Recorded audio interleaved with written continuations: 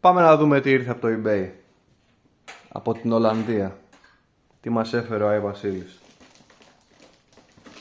Λοιπόν, κουτάκι ελαφρύ. Εγώ δεν ξέρω τι έχει μέσα. Εσείς όμως θα δείτε το thumbnail, θα ξέρετε τι έχει μέσα. Ξέρω κι εγώ δηλαδή τι έχει μέσα, αλλά σε τι κατάσταση είναι ενώ δεν ξέρω.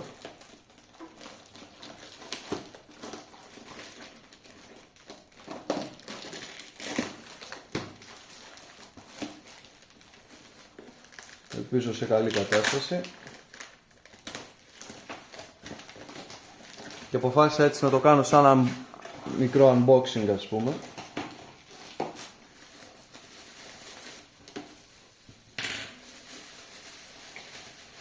Να τα...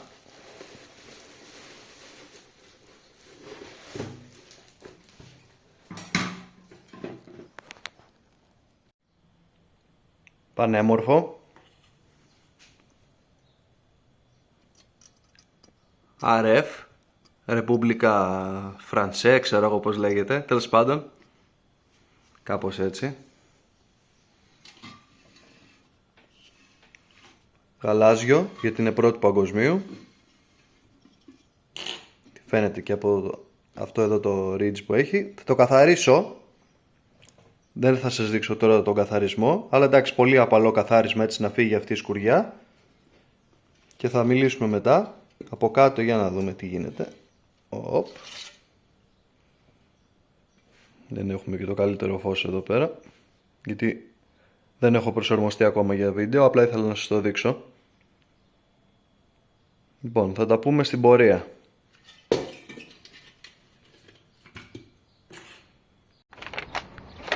Λοιπόν, πρακτικά αυτά θα χρησιμοποιήσω. Απαλό σειρματάκι, λάδι, τη βούρτσα.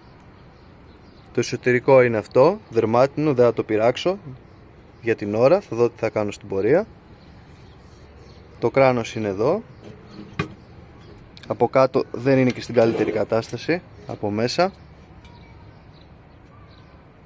Αλλά σιγά σιγά θα ξεσκουριάσω όσο μπορώ. Όχι για οπτικούς λόγους, είναι για την προστασία.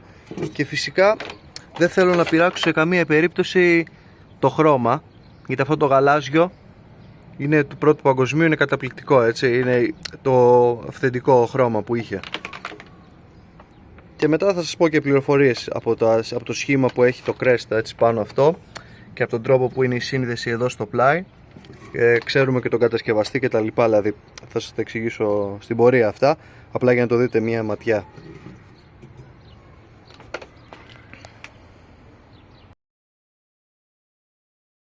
Από το γαλάζιο που είναι έγινε κάπως γκρι. Δυστυχώς δεν μπορούσα να κάνω κάτι για να το διατηρήσω το χρώμα, γιατί από πίσω ήταν γεμάτο σκουριά. Όλο αυτό εδώ πέρα που βλέπετε ήταν κατακόκκινο. Μέσα στη σκουριά προφανώς η υγρασία έμπαινε από κάτω. Εδώ είμαστε με το τελικό αποτέλεσμα. Βλέπετε ότι αυτό εδώ έχει γίνει λίγο γκρι, το έμβλημα. Το υπόλοιπο είναι το γαλάζιο, αυτό το μπλε που ήταν. Είναι το αυθεντικό του χρώμα. Κάποια σημεία που είχαν πάρα πολύ βαριά σκουριά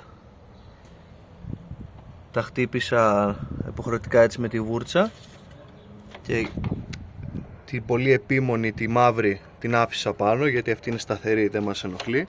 Αυτή που μας ενοχλεί είναι η κόκκινη, η οποία σε κάποια σημεία παραμένει κάπως, δηλαδή αυτό εδώ δεν είναι μαύρη, αλλά δεν είναι ακριβώς και η κόκκινη, η οποία είναι η επικίνδυνη, δεν αφήνει υπόλοιμα, αλλά είναι αυτό που λέμε, ότι όσο πιο πολύ βγάζω σκουριά, τόσο πιο πολύ θα βγάζω και μπογιά, οπότε δεν γίνεται. Αυτό όμως που έγινε και ήθελα να κάνω είναι τουλάχιστον το έμβλημα να το καθαρίσω. Έγινε λίγο γκριζοπό, αλλά και από πίσω και μπροστά είναι καθαρισμένο, οπότε τουλάχιστον αυτό θα ζήσει για άλλα 150 χρόνια, 200 χρόνια τουλάχιστον, που είναι και σημαντικό, γιατί ουσιαστικά αυτά τα κράνη υπήρχαν σε διάφορες χώρες τα χρησιμοποίησαν, και η Ελλάδα ήταν το πρώτο κράνος που χρησιμοποιήθηκε στη μοντέρνα ιστορία από τους Γάλλους και από άλλους λαούς και από εμάς και από τους Έλληνες δηλαδή. Το μόνο που αλλάζει είναι το έμβλημα μπροστά. Αυτό είναι το γαλλικό. Σε εμάς ήταν διαφορετικό, στους Ρώσους που το χρησιμοποίησαν, Βέλγους, Μπούρμπουρ, διάφορες δηλαδή. άμα το ψάξετε θα δείτε. Απλά αλλάζει το μπροστινό κομμάτι, οπότε ήθελα να διατηρηθεί αυτό για να δείχνει και τι είναι το κράνος στην πραγματικότητα. Από κάτω, η μέσα μεριά του, αυτά είναι το original liner του, ας πούμε. Εδώ στο πλάι είναι αλουμινένιο. Άμα δείτε έχει αυτά τα κλιπάκια, και με αυτά τα κλιπάκια δένεται το κάθε έμβλημα και ακόμα και το πλάι, το liner αυτό εδώ, η επένδυση, με αυτά τα κλιπάκια ντυνότανε. Εδώ απλά έχουν κοπεί. Απλή κατασκευή, πολύ γρήγορη και πολύ φτηνή. Σε σημερινά λεφτά είναι γύρω στα 20 ευρώ από ό,τι έψαξα. Κόστιζε να κατασκευαστεί ένα τέτοιο κράνος, 3,5 γαλλικά φράγκα τότε, το οποίο νομίζω ότι είναι εκεί γύρω στα 20 ευρώ σήμερα.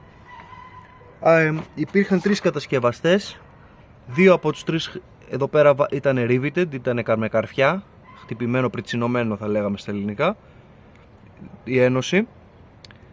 Στην αρχή όλοι το χρησιμοποιούσαν με κόλληση, με κασίτερο, με καλάι, αλλά οι άλλοι 2 μετά χρησιμοποίησαν αυτά τα πριτσινώματα.